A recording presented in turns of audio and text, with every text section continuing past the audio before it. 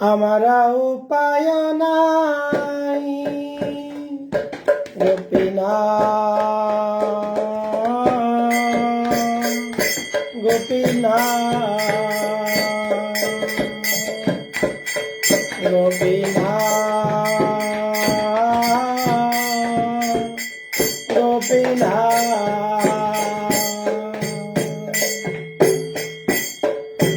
हमारा उपाय नाही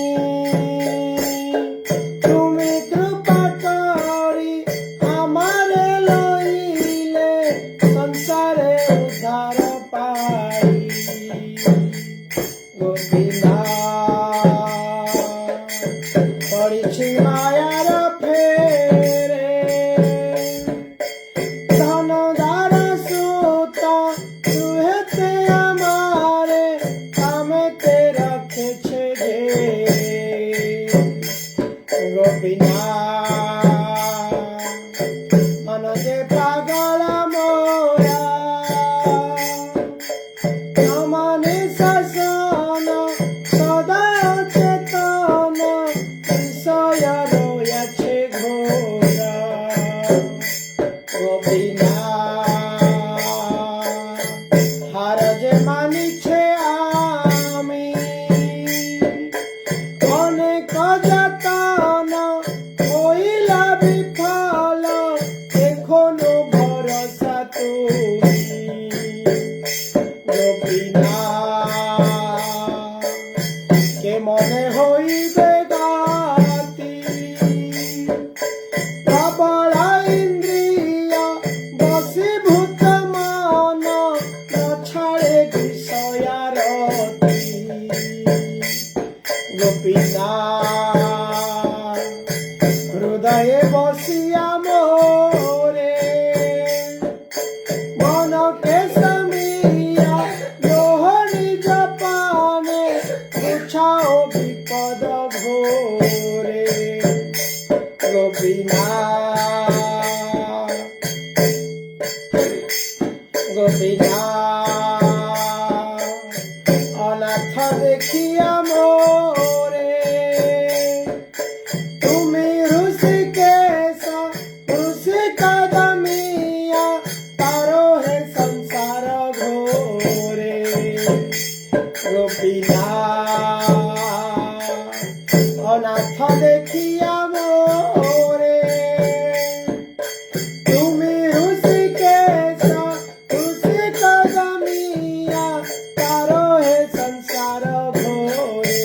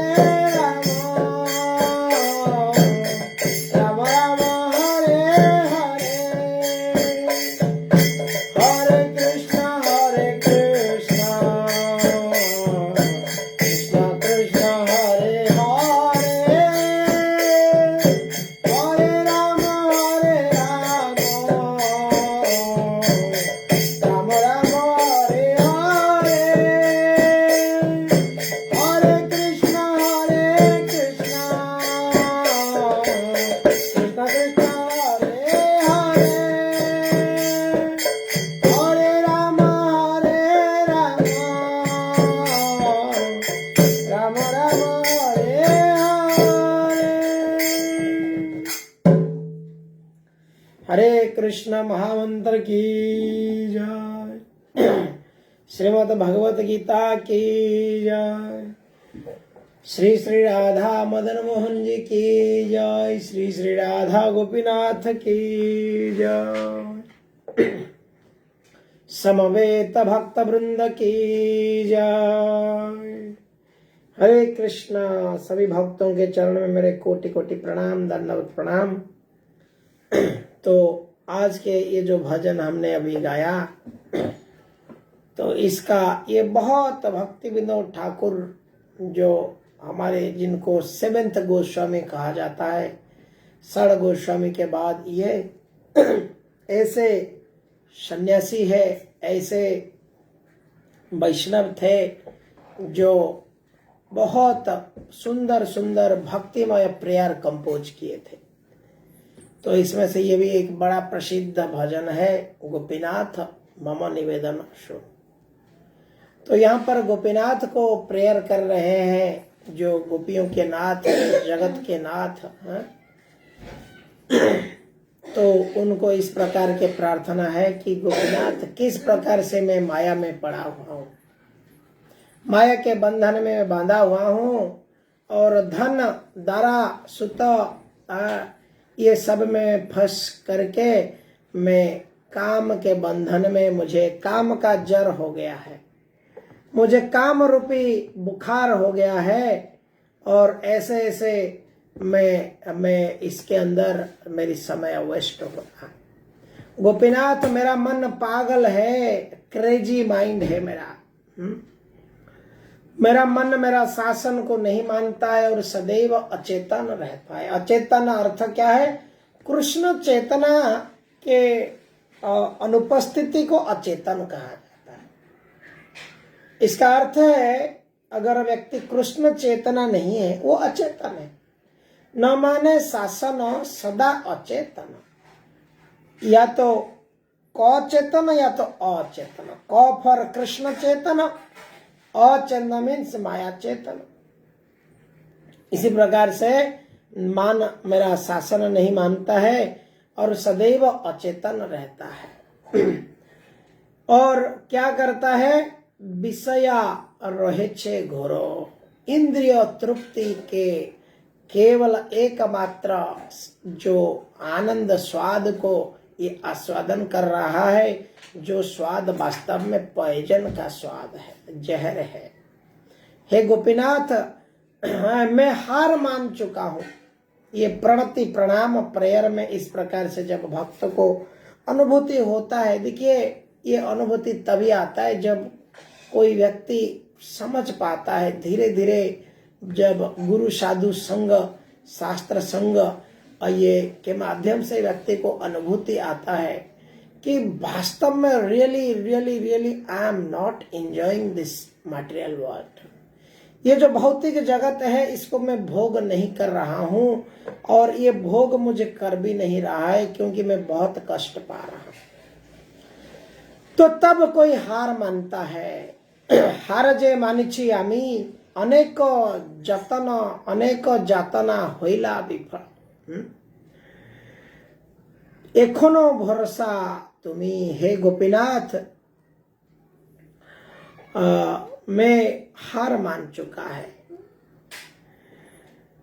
ओ Gopinath, I have accepted my defeat, all of my various endeavour were useless, now you are my only hope. O Gopinath, how shall I make any advancement? मैं कैसे advancement कर पाऊंगा? When my mind has come under the control of powerful senses and does not abandon its attachment to materialism. जब मेरा मन ऐसे भौतिकवाद, भौतिक सुख के प्रति जिससे कभी बाहर नहीं निकल पा रहा है, तो मैं कैसे एडवांसमेंट करूंगा? हाँ?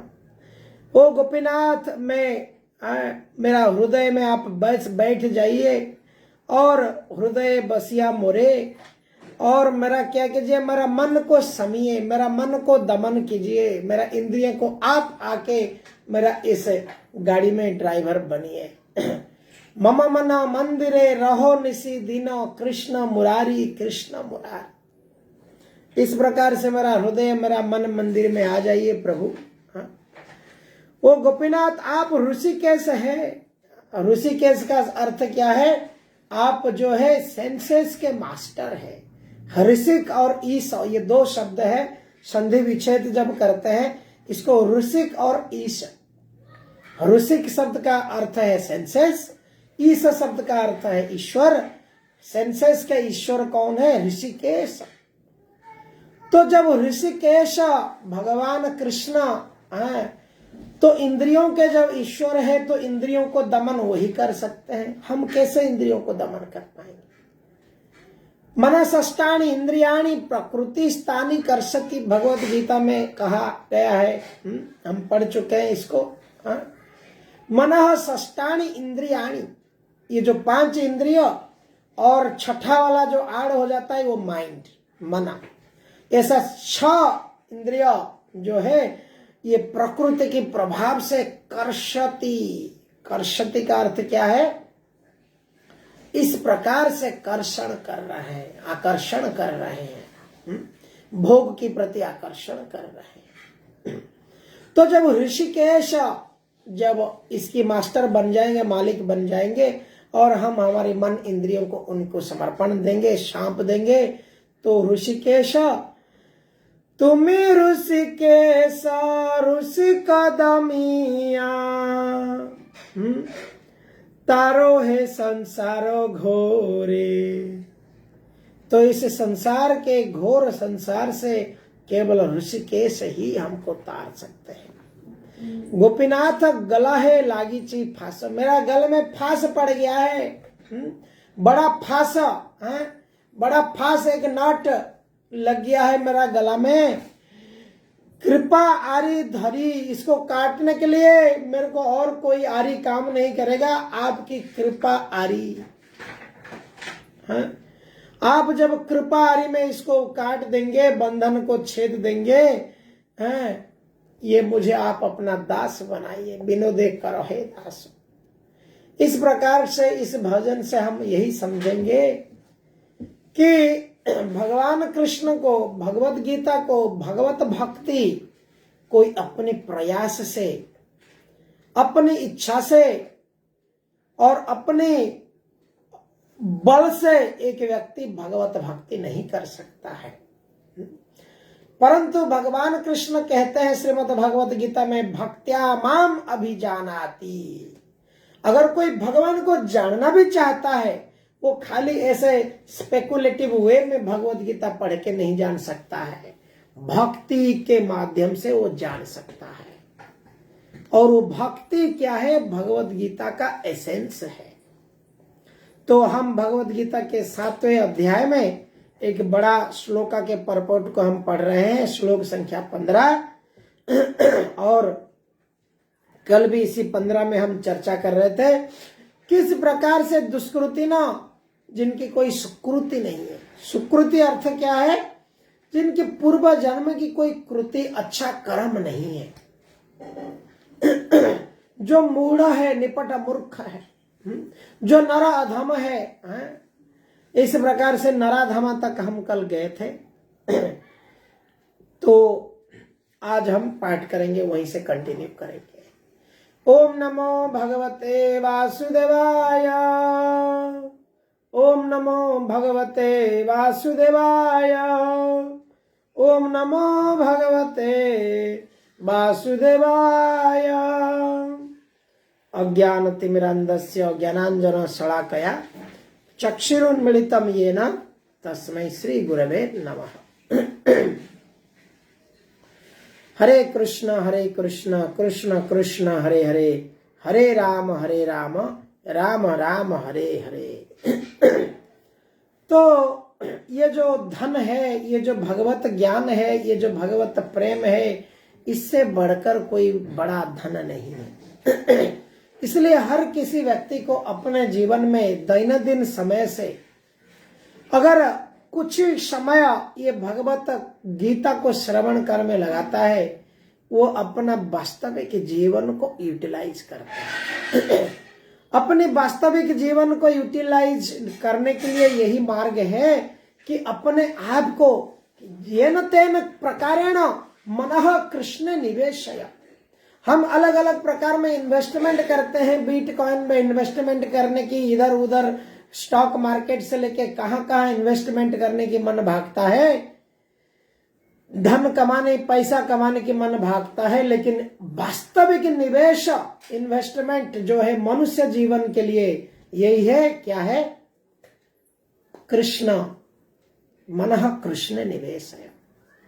जीवेर, इसलिए भक्ति विनोद ठाकुर एक और भजन में गाते हैं, जीवेर कल्याण साधना काम,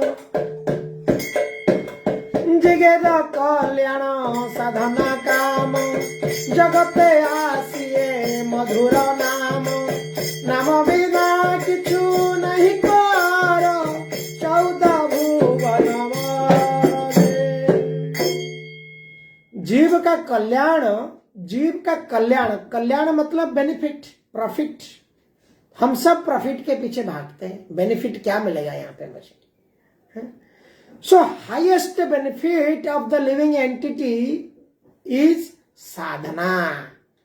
साधना जो है जीवन सबसे बेनिफिट है। और वो साधना कैसे हो सकता है? वो साधना जब कोई श्रद्धा रखता है, साधु संग करता है, भजन क्रिया करता है, उसके बाद अनर्थ निवृत्ति होता है, ये साधना प्रोसेस है। तो निष्ठा आता है, इस प्रकार से आगे आगे व्यक्ति बढ़ता है भक्ति मार्ग में। तो यहां पर जो हम आज की जो चर्चा है, यहां पर हमने दुष्कृतिना को पढ़ लिया था। दुष्कृतियों के तीसरी श्रेणी जो है नराधमा। नराधमा जो है, ये नराधमा का प्रथम्य कर्तव्य है कि डट कर उपेक्षा करते हैं। तो यहां पर दुष्कृतियों की तीसरी श्रेणी माया अपहृत ज्ञान है। जो दुष्कृतियों है, जिनकी दुष्कृति है, उनके ज्ञान को कौन अपहरण कर लिया है, कौन किडनैप कर लिया है? ना, माया अपहरण कर लिया है। अर्थात ऐसे व्यक्तियों की जिनका प्रकांड ज्ञान माया के प्रभाव से शून्य हो चुका है।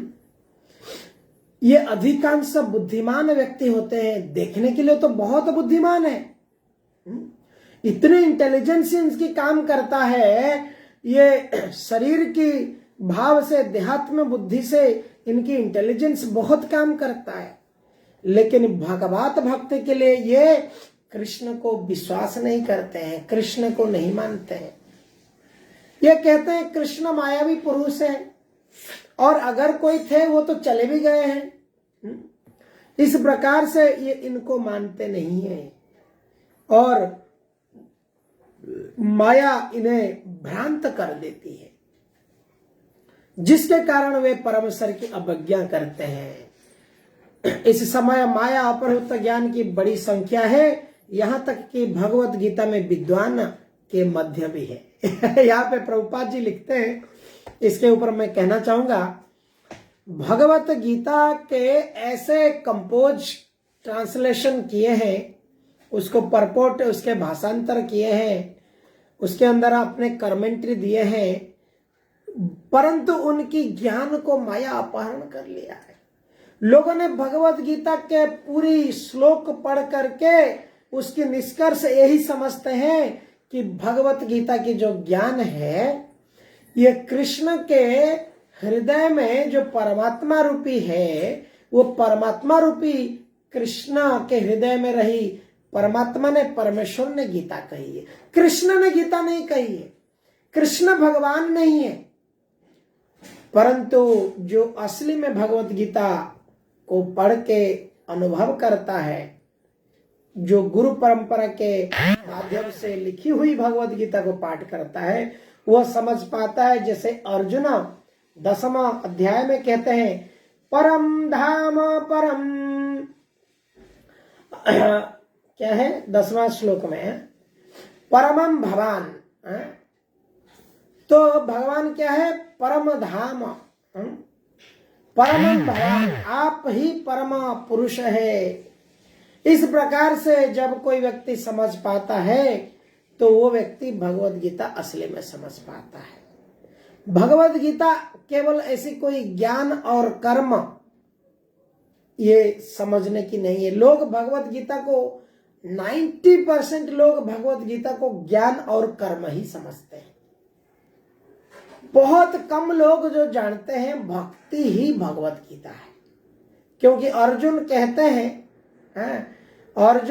हैं कि मैं समझ चुका हूं। 12वें अध्याय में भगवत गीता में भगवान को अर्जुन पूछते हैं कि आपकी जो स्वरूप है साकार रूप की भक्ति करना श्रेष्ठ है या आपकी निराकार रूप को भक्ति करना श्रेष्ठ है। तो भगवान श्री कृष्ण वहां पर कहते हैं कि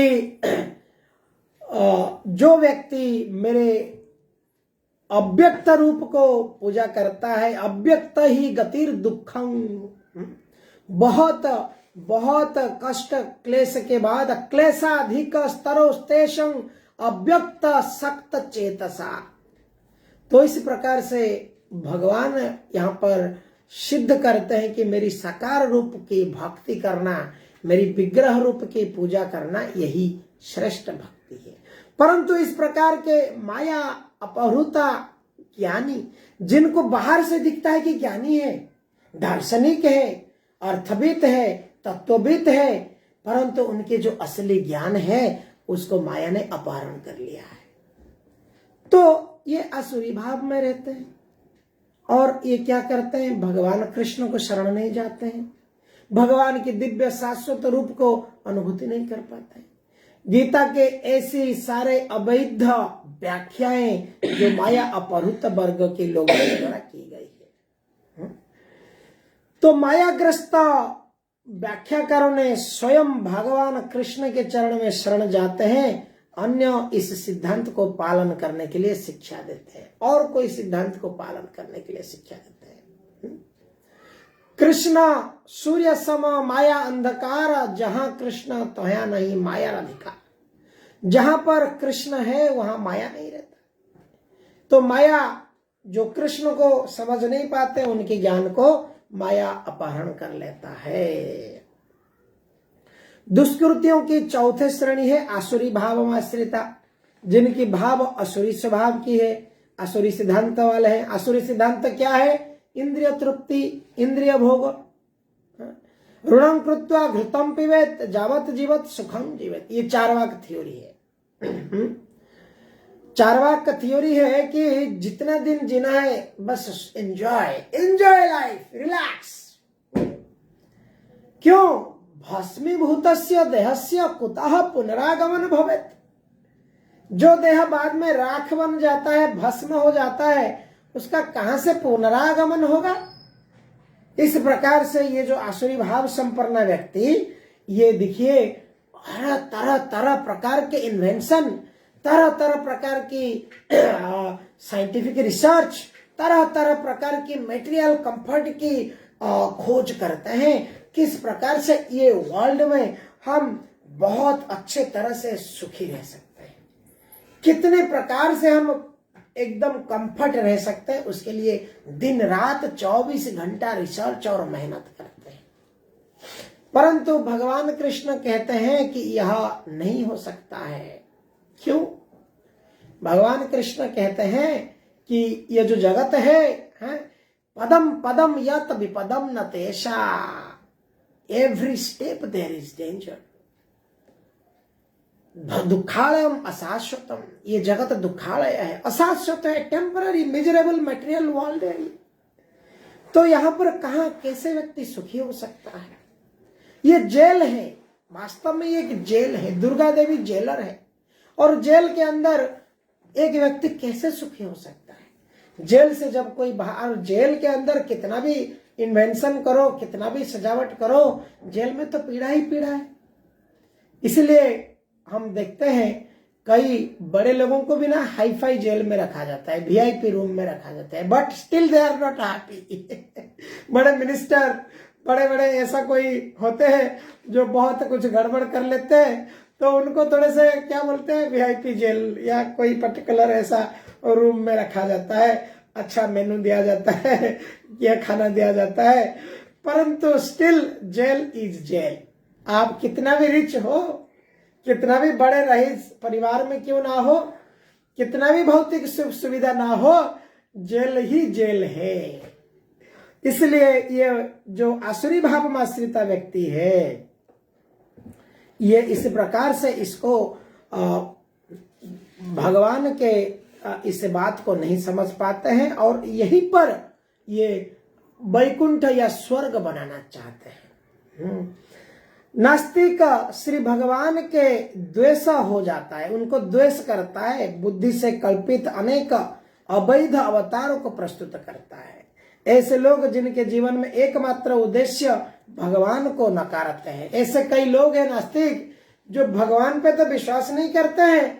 ऐसे ऐसे बाबा अवतार, फलाना ढमकाना अवतार, जिनके पास जाने से आशीर्वाद मिलता है, धन, शरीर की स्वास्थ्य ठीक हो जाएगी, कुछ जादू मिल जाएगी, बढ़िया कुछ हो जाएगी, इनके पास भागते रहते हैं। तो दक्षिण भारत के श्री रामानुजाचार्य अल्लाह ने कहा, हे प्रभु, आप उन लोगों द्वारा नहीं जाना जाते हैं जो नास्तिक सिद्धांत में लगे हैं। रामानुजाचार्य, श्री रामानुजाचार्य श्री वैष्णव संप्रदाय के महान आचार्य हैं। जैसे हमने 4 वैष्णव संप्रदाय कहा था, ये ऑथोराइज टीचर्स हैं भक्ति के, ऑथोराइज यूनिवर्सिटी है भक्ति के, ये 4 वैष्णव संप्रदाय। इसमें से श्री रामानुजाचार्य ये श्री संप्रदाय के प्रमुख आचार्य हैं। उन्होंने क्या कहा, हे प्रभु, आप उन लोगों द्वारा नहीं जाने जाते जो नास्तिक सिद्धांत में लगे हैं। भले ही आप विलक्षण गुण रूप तथा लीला से युक्त हो, सभी शास्त्रों ने आपका विशुद्ध सत्वमय विग्रह प्रमाणित किया है तथा दैवी गुण संपन्न दिव्य ज्ञान के आचार्य भी आपको मानते हैं। अतएव 1 में मूढ़, 2 में नराधम, 3 में माया अपहृत ज्ञान अथवा भ्रमित मनोधर्मी तथा नास्तिक, ये 4 प्रकार के लोग हैं जो दुष्कृति के कारण भगवान के चरण में कभी नहीं आने वाला है। आप इन लोगों को छोड़ देना चाहिए, ज्यादा इनसे प्रचार नहीं करना है, ज्यादा इनको लड़ना नहीं है, क्योंकि ये कृष्ण की बहुत निंदा करेंगे और आप सहन नहीं कर पाएंगे। तो ऐसे लोगों के साथ बात नहीं करना है। मौका देखना है कब इनकी ऐसा परिस्थिति आता है जहां पे वो भगवान को स्वीकार कर सकते हैं। तो इसलिए प्रचार में हमको हमारे गुरु आचार्य बताते हैं कि कोई व्यक्ति फेवरेबल लग रहा है कृष्ण के नाम कहने से, या थोड़े बहुत उसको कोई डाउट है जिसको वो क्लियर हो जाने पे वो समझ जाता है और आकर्षित हो जाता है, ऐसा व्यक्ति को प्रचार करना है। कोई व्यक्ति को कृष्ण या भगवान के नाम बोलने से उसको चिढ़ आता है, वो आर्गुमेंट करने लगता है, वो गाली देने लगता है, उन लोगों से दूर भाग जाना है, या तो फिर उसको हराना है तर्क में, लेकिन उससे सुन के आने का नहीं। जैसे कहते हैं, अगर किसी का बाप को कोई गाली देगा, वो क्या करेगा? अगर मेरा पिताजी को कोई गाली दिया मेरे सामने, या तो मैं उसको चाटा लगा के उसकी मां बहन कर देगा या तो अगर बल नहीं है तो निकल आओ, सुनो मत, वो जो गाली दे रहा है। तो इस प्रकार से पूर्ण पुरुषोत्तम, परम पुरुषोत्तम भगवान, तो उसको कोई निंदा कर रहा है, वैष्णव की निंदा कर रहा है, तो वहां पर रहना नहीं चाहिए, या तो रहे तो ताकत भर से उनसे लड़ना भी चाहिए। अभी भगवान ने देखिए बता दिया 4 लोग हैं जो मेरे भक्ति नहीं करते हैं, मेरे कृपा उनके ऊपर नहीं है। अभी हम आगे वाले श्लोक में देखेंगे 4 लोग हैं, कौन लोग सुकृतिनो है। अभी दुष्कृतिनों की चर्चा चला गया, अभी सुकृतिनों की चर्चा आने वाला है। कौन कौन, किसको मेरी सुकृति है, किसको मेरी कृपा है? श्लोक संख्या 16। चतुर्विधा भजन्ते मां, चतुर्विधा भजन्ते मां जनाः सुकृतिनो अर्जुन, जनाः सुकृतिनो अर्जुन आर्तो जिज्ञासु अर्थार्थी जिज्ञासु अर्थार्थी ज्ञानिंच भरतर्षभा। ज्ञानी च भरतर्षभा। हरे कृष्णा। कोई पढ़ना चाहेंगे? पढ़िए आप। हे भरत श्रेष्ठ, 4 प्रकार के पुण्यात्मा मेरी सेवा करते हैं। आर्त, जिज्ञासु, अर्थार्थी तथा ज्ञानी। तात्पर्य श्रील प्रभुपाद। दुष्कृति के सर्वथा विपरीत ऐसे लोग हैं जो शास्त्रीय विधि विधानों का दृढ़ता से पालन करते हैं और ये सुकृतिनः कहलाते हैं। अर्थात ये वो लोग हैं जो शास्त्रीय विधि विधानों, नैतिक तथा सामाजिक नियमों को मानते हैं और परमेश्वर के प्रति न्यूनाधिक भक्ति करते हैं। इन लोगों की 4 श्रेणियां हैं। वो जो पीड़ित है, वो जिन्हें धन की आवश्यकता है, वो जिन्हें जिज्ञासा है और वो जिन्हें परम सत्य का ज्ञान है। ये सारे लोग विभिन्न परिस्थितियों में परमेश्वर की भक्ति करते रहते हैं। ये शुद्ध भक्त नहीं है, क्योंकि ये भक्ति के बदले कुछ महत्वाकांक्षाओं की पूर्ति करना चाहते हैं। शुद्ध भक्ति निष्काम होती है और उसमें किसी लाभ की आकांक्षा नहीं रहती। भक्ति रसामृत सिंधु में 1.1.11 में कहा गया है, शुद्ध भक्ति की परिभाषा इस प्रकार की गई है। अन्याभिलाषित शून्यम ज्ञान कर्म अनावृतम आनुकूल्येन कृष्णानुशीलनम भक्तिर उत्तम। स्टॉप। हरे कृष्णा। तो पहले इतने से हम अभी देखेंगे कि भगवान यहाँ पर 4 प्रकार के लोग जिनको भगवान को गाली देते हैं, उनको पूछते नहीं है, उनकी सुकृति नहीं है। अभी 4 प्रकार के लोग हैं जो भगवान को भजन करते हैं या भगवान की प्रति आकर्षित होते हैं। ये कौन कौन है? आर्त। आर्त मतलब क्या है? जो दुख में है। अभी हॉस्पिटल बेड में कोई सोता है, अभी भगवान बाकी टाइम में याद नहीं आता है। हॉस्पिटल के बिस्तर में उसको भगवान, हे प्रभु बचा लो, हे प्रभु मेरे को रक्षा करो, हे प्रभु ठीक कर दो, इतना दिन डॉक्टर बोल रहा है रहना पड़ेगा, मेरा डिस्चार्ज कब हो जाएगा।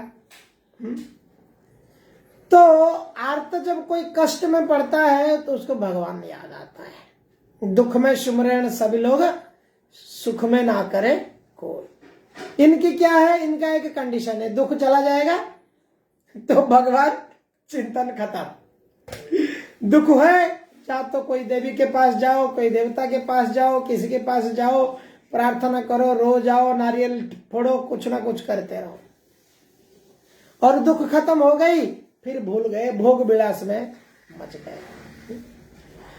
दूसरा है अर्थार्थी।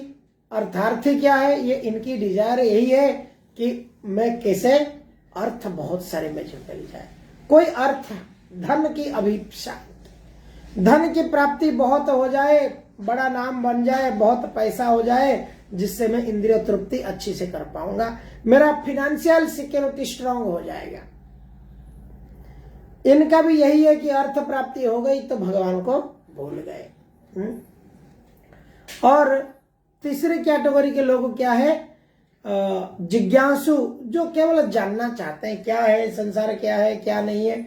इस प्रकार से भगवान के बारे में जान लेते हैं। जान लेते के बाद भी वो अपना फिर ओके मैंने जान लिया, भगवत गीता मैंने पढ़ा हूं, मैं पढ़ा हूं। कई सारे ऐसे लोग मिलेंगे जिनको हम भगवत गीता के बारे में कहेंगे, वो मैं जानता हूं भगवत गीता, ज्ञान योग, कर्म योग, भक्ति योग, ये योग वो योग सब मैं जानता हूं, परंतु भगवत गीता उनके जीवन को परिवर्तन 1% नहीं किया है। आज भी उनकी इंद्रिय तृप्ति चल रहा है।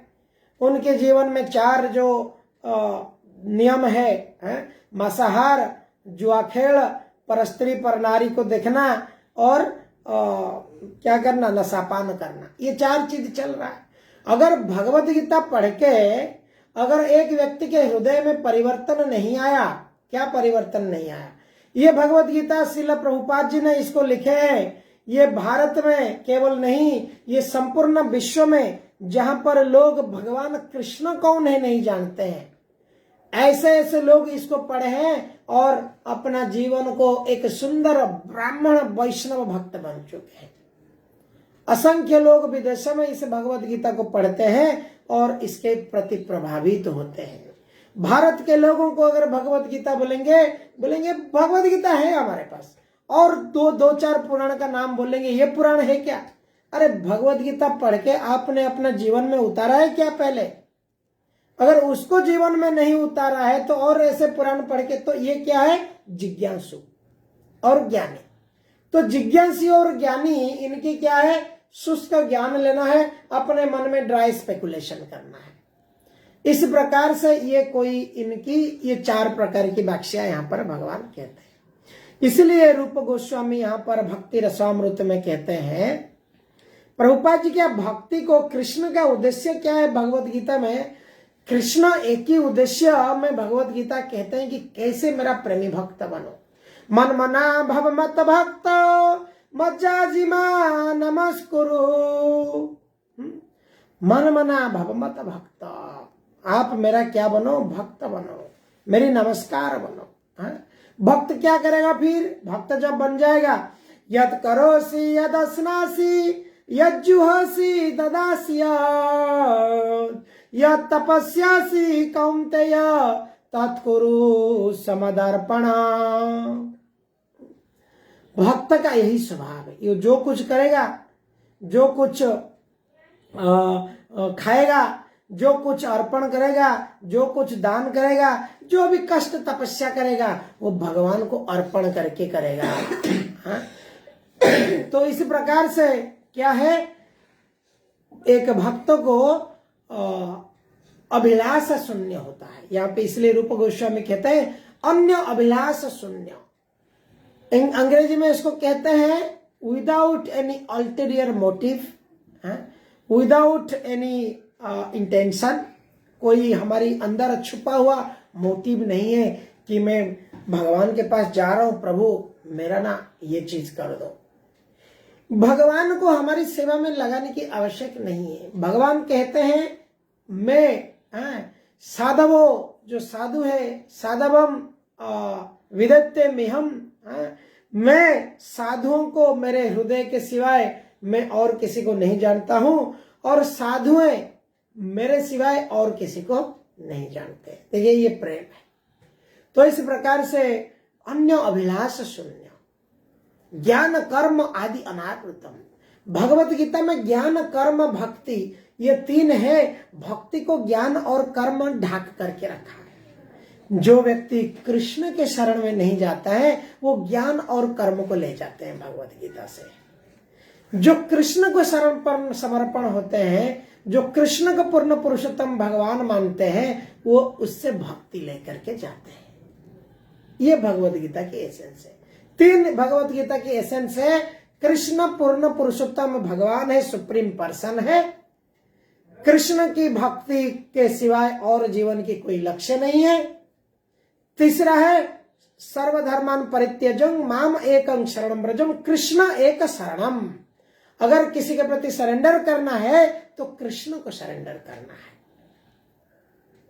तो जो जेन्युइन प्रामाणिक गुरु है वो गुरु भी यही कहेगा, कृष्ण को शरण करो। प्रभुपाद जी जब अमेरिका में प्रचार करते थे, कई सारे भावुक भक्त ऐसा भावुक हो जाते थे, वो कहते थे प्रभुपाद स्वामी जी आप ही भगवान है, आप God, you are Krishna, you are Bhagwan. Prabhupada कहते थे मैं भगवान हूं तो मैं कुछ भी कर सकता हूं, फिर I will kick on your face, मैं तुम्हारा मुंह को लात मार रहा हूं, get out from this place rascal. इस प्रकार से प्रभुपाद गाली देते थे इस प्रकार के भावुक लोगों को। प्रभुपाद कहते थे कि मैं भगवान, कभी कदापि जीव भगवान नहीं बन सकता है। गुरु भगवान के तुल्य उनको पूजा किया जा सकता है। साक्षात हरितेन समस्त शास्त्रे, तो वो साक्षात हरितेन, क्योंकि वो हरि का कथा, हरि के साथ प्रेम लोगों को जोड़ते हैं, भवसागर से बंधन करके रास्ता दिखाते हैं।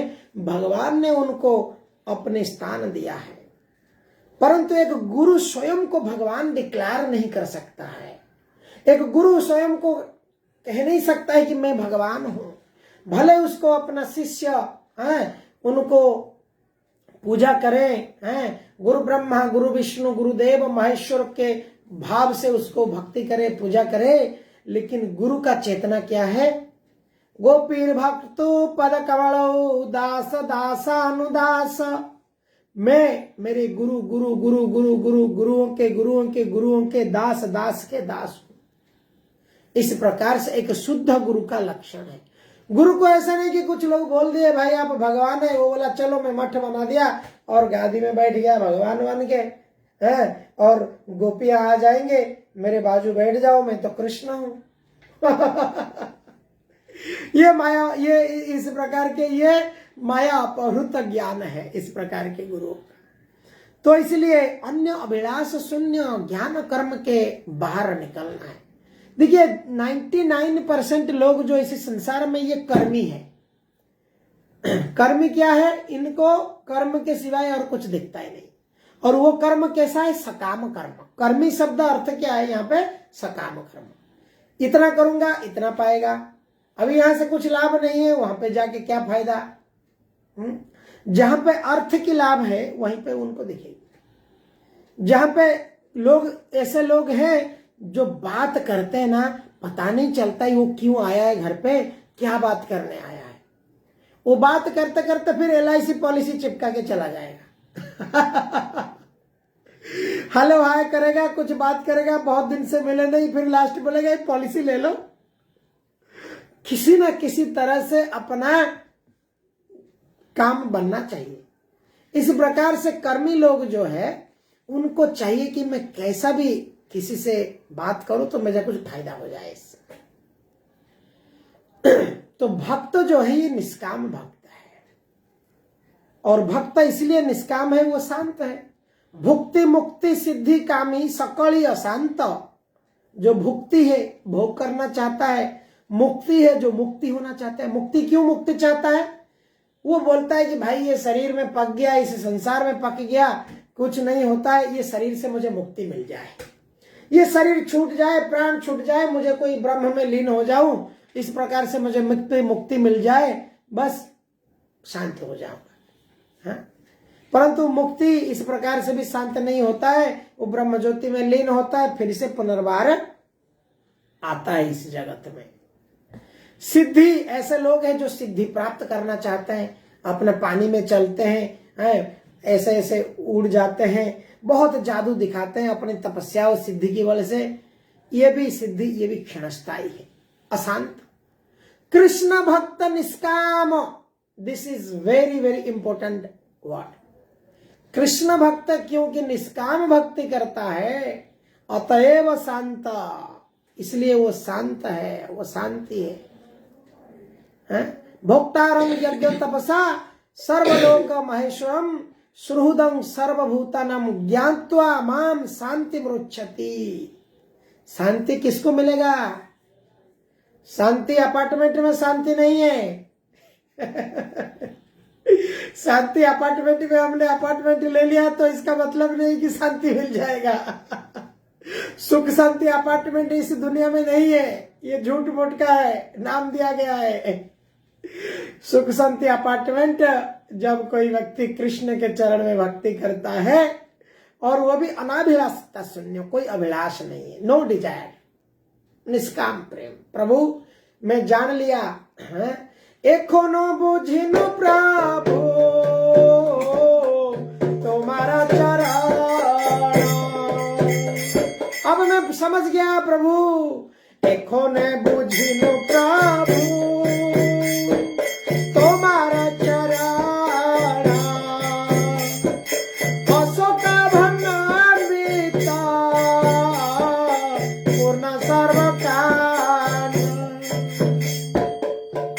अशोक अभय अमृत आपके चरण है। अब मैं समझ गया हूं प्रभु, आपका चरण क्या है। एखोनो, अब मैं समझ गया हूं। बुझिनु प्रभु तुम्हारा चरण, आपके चरण अशोक, आपका चरण को मैं पकड़ लिया तो कोई शोक नहीं आने वाला है जीवन में, अभय भय नहीं आने वाला है। पूर्ण सर्व काम, ऑल डिजायर्स आर फुलफिल्ड, सारे इच्छाएं पूरा हो जाता है। ध्रुव महाराज तपस्या करने के लिए गए थे वन में, उनकी माँ सुनीति ने, सुरुचि ने बता दिए और माँ सुनीति ने बोल दिए बेटा ठीक है चला जा।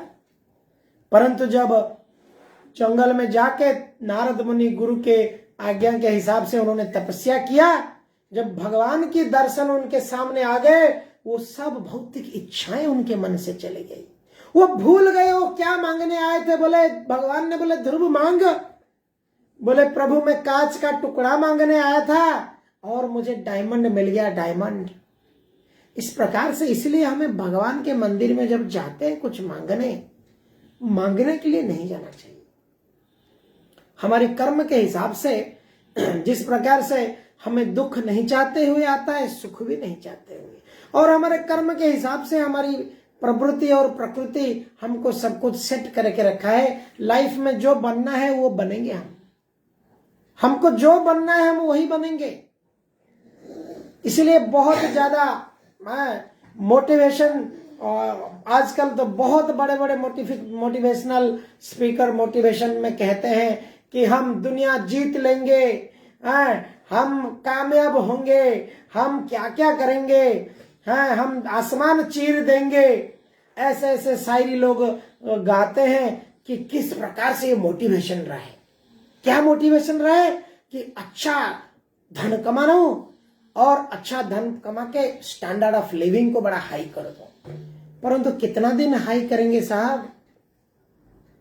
4 साल, 10 साल, 20 साल, उसके बाद तो आप जाने वाले हैं नरक में भोगने के लिए। तेल की कढ़ाई में यमराज फ्राई करने वाला है, तो क्या फायदा? इसलिए जब कोई व्यक्ति ये चीज को समझ जाता है तो वो व्यक्ति क्या करता है, कृष्ण अनुशीलन, जो कृष्ण के प्रति अनुकूल है वो करता है, जो कृष्ण के प्रति प्रतिकूल है वो नहीं करता है। वो जानता है क्या पाप है, क्या पुण्य है, क्या करना चाहिए, क्या नहीं करना चाहिए, क्या चीज करने से कृष्ण को प्रेम मिलेगा, मेरे कान्हा जी कैसे खुश हो सकते हैं। इस प्रकार के कार्य वो करेगा, और जो चीज भगवान को खुश नहीं देगा वो चीज नहीं करेगा।